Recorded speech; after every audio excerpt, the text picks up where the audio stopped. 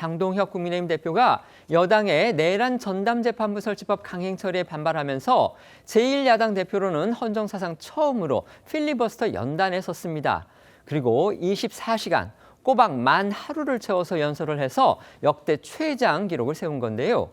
24시간이 지난 후에는 표결을 통해서 강제 종결이 가능하기 때문에 결국 민주당의 법안 통과를 막지는 못했습니다. 영상으로 먼저 보겠습니다.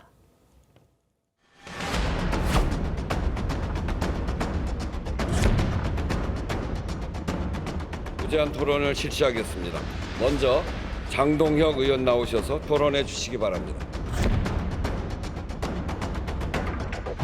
오늘은 그저 365일 중에 하루가 아닙니다. 훗날 역사가 반드시 기억할 그런 날입니다. 비상계엄 특별재판부를 만드는 법을 꼭 기억해 주십시오. 대한민국 역사상 최악의 악법으로 기록될 것입니다.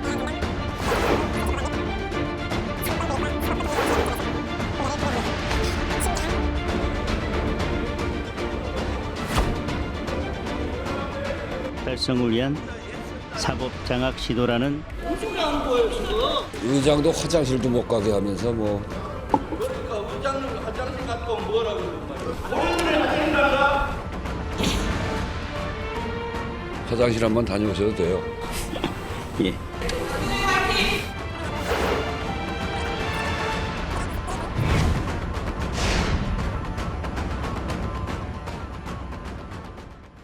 어제 오전 국회 본회의에서 여당 주도로 내란 전담재판부 설치법이 상정된 직후에 장동혁 대표가 필리버스터 첫 주자로 나섰습니다. 토론 강제 종결 시점까지 혼자서 연단을 지켜서 결국 첫 주자가 마지막 주자가 됐습니다. 그렇습니다. 이 장동혁 대표는 어제 오전 11시 40분쯤 이 필리버스터 첫 번째 주자로 연단에 올랐는데요. 여당이 약 24시간 뒤인 조금 전인 오전 11시 40분쯤 이 표결을 통해 강제 종결할 때까지 발언을 이어가면서 이 앞서 최장 기록이었던 국민의힘 박수민 의원의 17시간 12분 기록을 훌쩍 넘겼습니다. 법안 통과를 막지는 못했지만요. 제1야당 대표가 직접 필리버스터에 나서서 최장 기록까지 세운 건 이제 그 자체로 국민한테 내란 재판부법의 부당성을 호소를 하면서 자신의 정치적 존재감도 알리고 싶었기 때문일 것으로 그렇게 추측이 됩니다.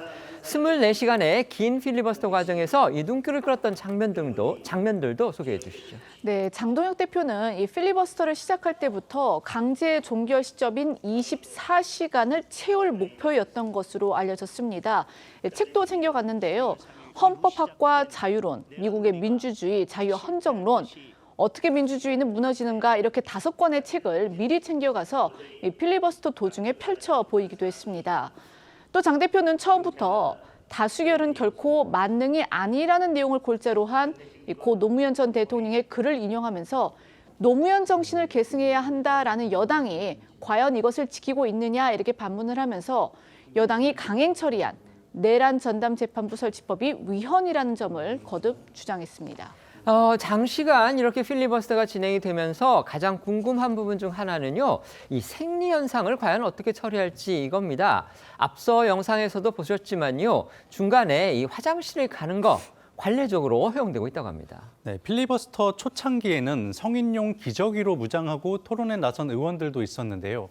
2016년 안민석 민주당 의원이 이 필리버스터 도중 화장실을 다녀온 뒤에는 화장실을 다녀오는 건 관례적으로 인정하고 있습니다.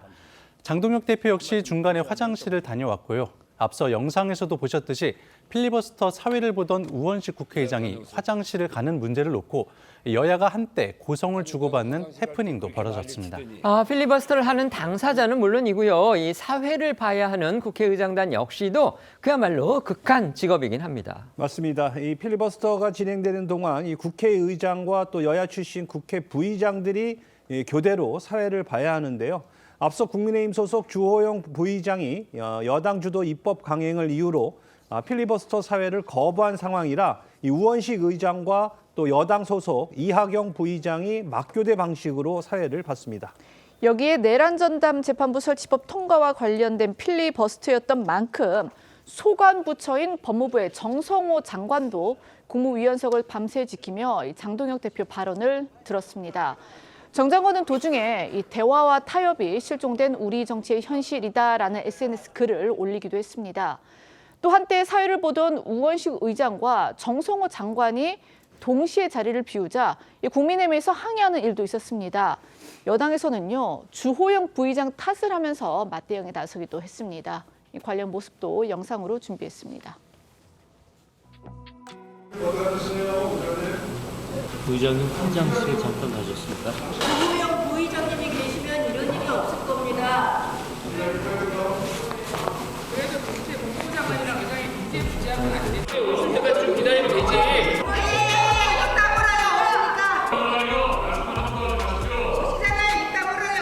오시면 다시 하면 되는데 왜 그렇게 저 때문에 그럽니까? 화장실 갔다 온 게 뭐 문제입니까?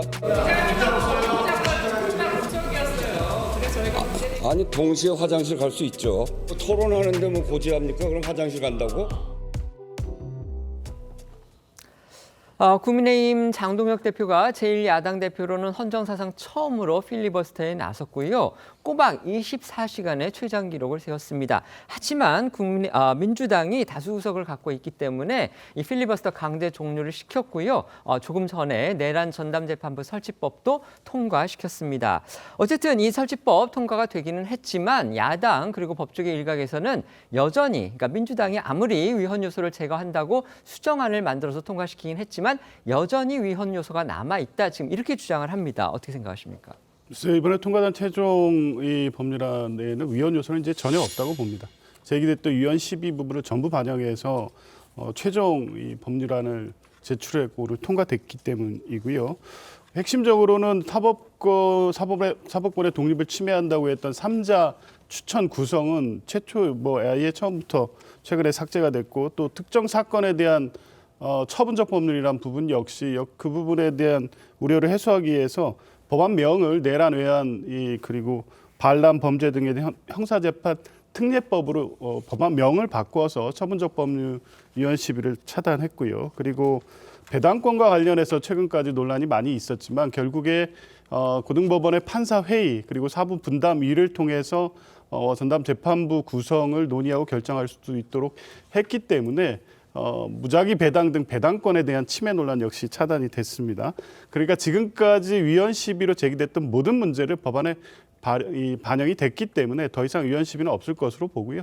고등법원이 처리된 법률안에 따라서 신속하게 후속 절차를 진행하면 될 것 같습니다. 네. 제가 봤을 때는 오늘 국회를 통과한 이른바 내란 전담 재판부 법안도 위헌 소지는 여전히 남아 있다고 보입니다. 핵심은 두 가지거든요. 첫째는 공정한 재판을 받을 권리의 핵심인 무작위성을 깨뜨리는 것이고 두 번째는 재판 절차가 이미 진행 중인 상황에서 정치 권력이 개입해서 그 절차를 바꿔놓았다. 라고 하는 점이 있습니다. 그러니까 마치 대법원이 만든다고 하는 예규와 비슷해 보이지만 대법원 예규는 서울고등법원에 있는 16개 형사재판부 중에 일단 무작위 배당을 한 다음에 사건을 배당받은 재판부에서 기존 사건들을 비워서 전담재판부처럼 기능하게 하겠다는 것 아닙니까? 그런데 오늘 국회를 통과한 법안은 일단 판사를 골라놓고 그 재판부들의 배당을 하겠다고 하는 것이기 때문에 무작위성이 깨뜨려진다는 그 핵심에 있어서 큰 차이가 있는 겁니다. 이렇게 되면은 아마도 윤석열 전 대통령이나 그 밖의 12.3 비상계엄 관련 피고인들의 변호인들이 위헌 제청 신청을 할 것이고 종국적으로는 헌법재판소에 가서 판단을 받게 될 겁니다. 그럴 때 헌법재판소는 정치 권력이 개입해서 진행 중인 재판의 절차에 영향을 미쳤다라고 하는 그 실질을 굉장히 중요하게 볼 가능성이 있습니다. 한 가지 더 말씀드리고 싶은 것은 만약에 이런 것이 위헌이 아니고 합헌이라고 해서 허용이 된다면 앞으로 정치 권력이 특정한 사건들의 절차에 중도에 개입한 일들이 더 빈번하게 일어날 것이고 그때마다 사법권이 침범되는 범위가 더 넓어지게 됩니다. 그렇기 때문에 헌법재판소가 매우 현명한 판단을 해야 될 상황이다라는 말씀까지 드리겠습니다.